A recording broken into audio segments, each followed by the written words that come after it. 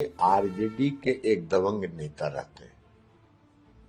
वो दबंग नेता लोगों को, गरीबों को डरा धमका के बूथ पर नहीं जाने देते। मैंने यही कहा कि ये नेता अगर गरीबों को डराएं धमकाएं तो गांव के लोग उनको घेर के बंद करें। एनडीए कुनबे की तरफ से आप देखेंगे, चाहे पीएम मोदी हो, सीएम योगी आदित्यनाथ हो या और तमाम लीडर्स हो, जिस एक सुर में सिर्फ धर्म, जाति, मजहब के नाम पे कहीं ना कहीं भाषण अपने देते हुए दिखाई पड़ते हैं। उससे ऐसा लगता है कि पलायन का मुद्दा हो, बेरोजगारी का मुद्दा हो, शिक्षा का मुद्दा हो, स्वास्थ्य का मुद्दा हो, ये सब मुद्दे इन सब मुद्दों के सामने बहुत छोटे नजर आते हैं, क्योंकि 20 साल से लगातार यहाँ पर मुख्यमंत्री अपराध में उनको पकड़ा गया है। हो सकता है कि लोगों के मन में इस बात का डर और खौफ दिखाई पड़े कि भाई जब चुनाव जीतने से पहले ये स्थिति है तो चुनाव जीतने के बाद वो क्या कुछ करते हुए नजर। बिहार में पहले चरण के मतदान के लिए प्रचार प्रसार समाप्त हो चुका है। 121 विधानसभा सीटों पर पहले चरण में मतदान होगा, जिसमें राघोपुर की बात करें, महुआ की बात करें, तारापुर की बात करें, बेगूसराय की बात करें, छपरा की बात करें, तो इन तमाम बड़ी बड़ी सीटों पर वोट डाले जाएंगे 6 नवंबर को। लेकिन इन तमाम सीटों के साथ साथ एक और ऐसी हॉट सीट है जिस पर मुकाबला बाहुबली नेताओं के बीच में देखने को मिल रहा है। एक दादा जिन्हें कहा जाता है, जिनका नाम सूरजभान है, और एक छोटे सरकार जिनका नाम आनंद सिंह है। इनके बीच में एक कड़ा मुकाबला है। आखिरकार बाजी कौन मारता हुआ नजर आएगा, जिसमें सूरजभान की पत्नी वीणा देवी आरजेडी के टिकट से मोकामा में चुनाव लड़ रही हैं, तो वही अनंत सिंह जेडीयू के टिकट से मोकामा में प्रत्याशी बनाए गए हैं।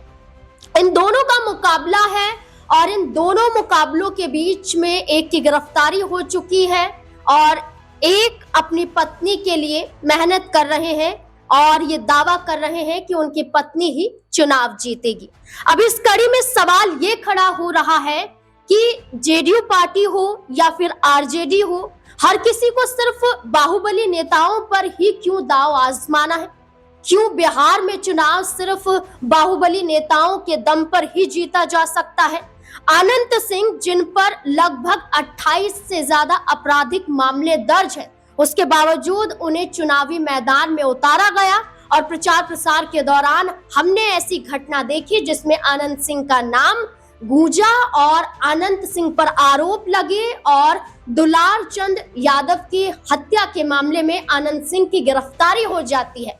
और इसके बाद जेडीयू पार्टी की तरफ से ललन सिंह आते हैं प्रचार प्रसार करने के लिए, लेकिन ललन सिंह एक ऐसा बयान दे जाते हैं जिसके बाद सीधे तौर पर कहा जाता है कि गरीबों को धमकी दी जा रही है, उन्हें धमकाया जा रहा है ताकि वो वोट ना डाल पाए। विपक्ष ने आरोप लगाया, चुनाव आयोग ने संज्ञान लिया, एफआईआर दर्ज हो जाती है, लेकिन मामला यही शांत नहीं होता है, बल्कि विपक्ष की मांग है कि ललन सिंह की गिरफ्तारी क्यों नहीं होती है? चुनाव आयोग को हर बार क्यों तार-तार किया जाता है? क्यों चुनाव आयोग के नियमों की धज्जियां उड़ाई जाती हैं और क्यों बेखौफ धमकी दी जाती हैं? अब बिहार विधानसभा चुनाव के मद्देनजर राहुल गांधी जहां हाइड्रोजन बम के जरिए कई बड़े खुलासे कर रहे हैं, तो वहीं अब मोकामा सीट पर भी अब एक दांव आजमाया जा रहा है। आखिरकार क्या खेल खेला जा रहा है और क्या ललन सिंह और अनंत सिंह इसमें फंस चुके हैं या कोई बड़ा यहाँ पर करिश्मा होता हुआ नजर आएगा? तमाम मुद्दों पर चर्चा करने की कोशिश करेंगे। हमारे साथ हमारे वरिष्ठ सहयोगी अमन सर जुड़ चुके हैं, जानने की कोशिश करेंगे। सर, पहले तो बहुत बहुत स्वागत है आपका। सर, सूरजभान की बात करें, वो खुद चुनाव जीत चुके हैं, एक डॉन के रूप में देखे जाते हैं, दादा के रूप में कहे जाते हैं, और एक पहले ऐसे सांसद बने थे जो सीधा अपराध की दुनिया से निकलकर लोकसभा तक पहुंचे थे। आनंद सिंह की बात करें, छोटे सरकार उन्हें कहा जाता है। जहां सूरजभान की पत्नी चुनावी मैदान में है, खुद आनंद सिंह मैदान में है, लेकिन ये गिरफ्तारी, उसके बाद ललन सिंह का ये बयान और उसके बाद विपक्ष का हमला, चुनाव आयोग पर सवाल, क्या एनडीए पर भारी पड़ता हुआ नजर आ सकता है? देखिए, बिहार की राजनीति अगर हम देखें नाज़मीन, तो नज़र आता है कि कई इसमें कह सकते हैं पेच दिखाई पड़ते हैं, कई इसमें ऐसी सियासी चाल नज़र आती है, कई इसमें ऐसे सियासी दांवपेच नज़र आते हैं जहां पर जो प्रत्याशी हैं किसी भी तरह से किसी भी कीमत पर अपने पक्ष में एक माहौल बनाना चाहते हैं। आप देखिए 40-40 गाड़ियों का काफिला गुजरता हुआ दिखाई पड़ता है, क्या वो चुनाव आयोग को नजर नहीं आता? इसको लेकर सवाल उठते हैं। सरेआम गोलीबारी वहां पर होती है, क्या इसको रोकथाम के लिए कोई भी उपाय नहीं है? इसको लेकर सवाल उठते हैं। साथ में जिस तरह से मोकामा के अंदर हत्या की गई दुलार चंद की, उसको लेकर सवाल उठते हैं कि क्या वाकई में जो जंगल राज की बात एनडीए सरकार इससे पहले करती रही, या एनडीए सरकार के जो लोग हैं, नेता हैं, मुख्यमंत्री हैं, कहते रहे कि भाई 20 साल पहले तो बिहार के अंदर पूरी तरह से कह सकते हैं कि लोग डर में जी रहे थे, उनकी जिंदगी बहुत ज्यादा कह सकते हैं कि गुनाहों के साए में, जो लोग बड़े बड़े गुनाह करते हैं उनके साए में गुजरती हुई नजर आती थी। जंगल राज का हाँ, डर और खौफ का माहौल था, लेकिन अब उन्होंने काफी हद तक इस माहौल को जो है पूरी तरह से खत्म कर दिया है, पूरी तरह से इस पे लगाम लगा दी है। लेकिन अगर देखा जाए तो 2024 14 के 15 के बाद से सिर्फ बिहार की बात की जाए नाज़मीन, तो लगभग 86% जो अपराधीकरण है वो यहाँ पर बढ़ता हुआ दिखाई पड़ा है। बीते 3-4 महीने के अंदर तो हमने देखा रोजाना कोई ना कोई हत्या का मामला, अपहरण का मामला, बलात्कार का मामला, इस तरह के तमाम संगीन जो अपराध हैं वो निकलकर सामने आते रहे। और देखिए दुलार चंद मामले पे तो अभी तक नीतीश कुमार जो मुख्यमंत्री हैं उनकी तरफ से कोई बयान निकलकर सामने नहीं आता है। फिर ये कहा जाता है कि भाई 20 साल पहले जंगल राज था, तो आखिर अब इस राज को क्या माना जाए, क्योंकि महागठबंधन के जो लोग हैं, चाहे तेजस्वी हैं, राहुल गांधी हैं, मुकेश सहनी हैं, केसरी लाल यादव हैं, या और तमाम लीडर्स हैं, इस बात को लेकर लगातार बीजेपी को और उनके जो कह सकते हैं कि संगठन के जो पार्टियां हैं, दल हैं, उनको घेरते हुए दिखाई पड़ रहे हैं कि भाई आप किस जंगल राज की बात करते हैं, आप आज की बात करिए, वो 20 साल पहले गुजर चुका है। लेकिन अभी हम अगर 10 साल का भी आंकड़ा निकालें तो पता लगता है कि अपराध के जो आंकड़े हैं वो 86% तक बढ़ते हुए दिखाई पड़े। सर, ललन सिंह का बयान सामने आया जिसमें उन्होंने खुलकर ये कहा कि मैं धमकी नहीं दे रहा था, मेरे वीडियो को तोड़ मरोड़ कर पेश किया गया विपक्ष द्वारा।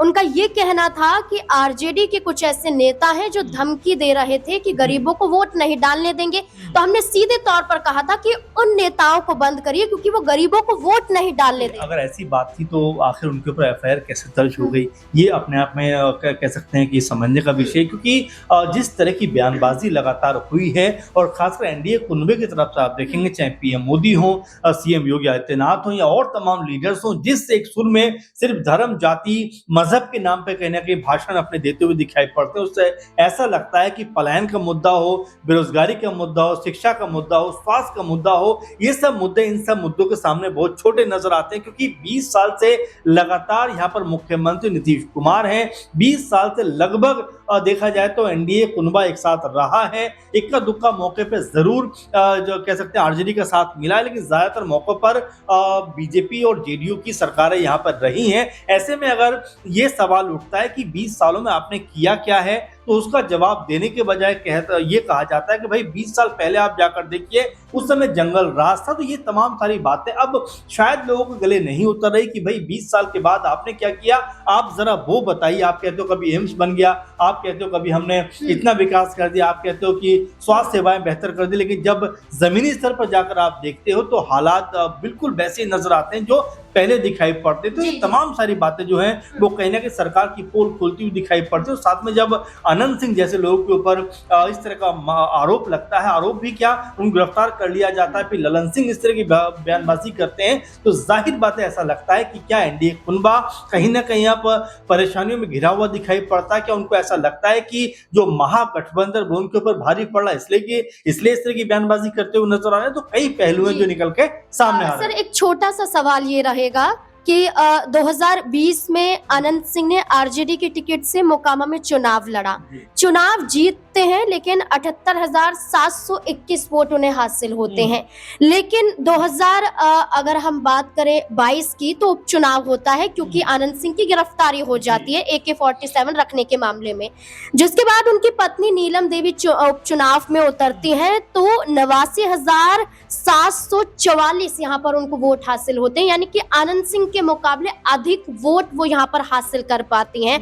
अब सूरजभान पर कई मामले दर्ज हैं जिस वजह से उन्होंने अपनी पत्नी वीणा देवी को उतारा। तो चर्चा ये चल रही थी कि इस बार भी आनंद सिंह को अपनी पत्नी पर दांव आजमाना चाहिए था, क्योंकि उपचुनाव में भी उन्होंने भारी मतों से जीत हासिल।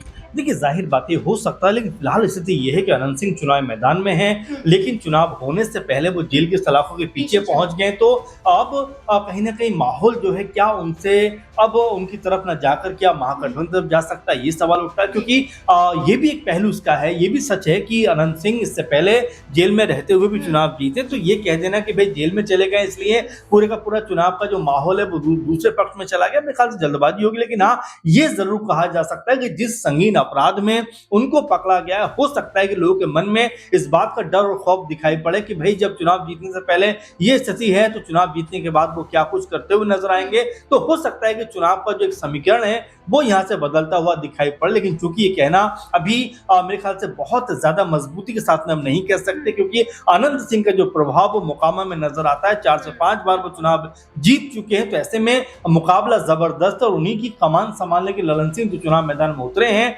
उनके चुनाव में उतरने से कितना फायदा ललन सिंह को यहाँ पर होता हुआ या आनंद सिंह को यहाँ पर होता हुआ नजर आएगा, ये देखना पड़ेगा। क्योंकि ललन सिंह जो है तमाम जगह जाकर प्रचार प्रसार करते हुए दिखाई पड़े। बिल्कुल, आनंद सिंह जिनका सफर 2005 से शुरू हुआ और चुनाव जीता, और तब से लेकर अब तक 5 बार के विधायक हैं आनंद सिंह। एक बार फिर से चुनावी मैदान में है, गिरफ्तारी हो चुकी है, लेकिन पहले चरण के मतदान की प्रक्रिया में जिन सीटों का जिक्र किया गया कि 121 सीटें हैं, इसमें मोकामा भी है। अब देखना होगा कि सूरजभान की पत्नी वीणा देवी क्या वो यहाँ पर बाजी मार पाती हैं, या फिर आनंद सिंह एक बार फिर से अपना दबदबा कायम कर पाते हैं। क्या लगता है आपको इस पूरे मुद्दे को लेकर? अपनी राय कमेंट सेक्शन में जरूर दें। धन्यवाद।